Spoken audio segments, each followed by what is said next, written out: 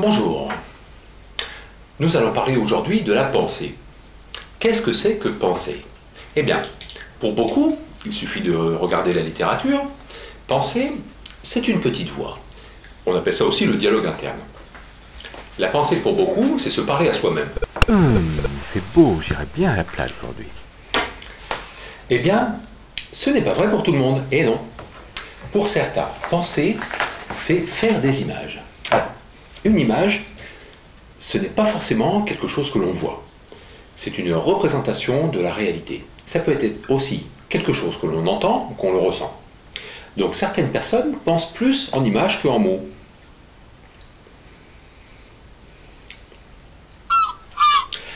L'avantage de penser en images, c'est que c'est beaucoup plus proche de l'expérience. En effet, l'expérience, c'est quelque chose que l'on voit, que l'on ressent, que l'on entend, ou que l'on goûte, ou que l'on sent. Par exemple, vous pouvez lire pendant des années des livres sur le surf. Vous pouvez faire des calculs mathématiques sur l'équilibre du surf. Tant que vous ne saurez pas monter sur un surf, vous ne saurez pas ce que c'est. Vous n'en aurez pas l'expérience. L'inconvénient de la pensée-image, c'est que pour communiquer, eh bien, on va utiliser les mots. Et donc, il faut faire une traduction. Et là, certains enfants peuvent avoir des difficultés, surtout si les images qu'ils ont sont très détaillées ou très rapides. L'avantage de la pensée en image, c'est qu'une image contient beaucoup plus de détails, beaucoup plus d'informations que la phrase. Et d'ailleurs, on dit bien un petit dessin vaut mieux qu'un long discours, n'est-ce pas? Laquelle est préférable? En fait, les deux sont utiles. Je vais vous rapporter une anecdote d'Einstein.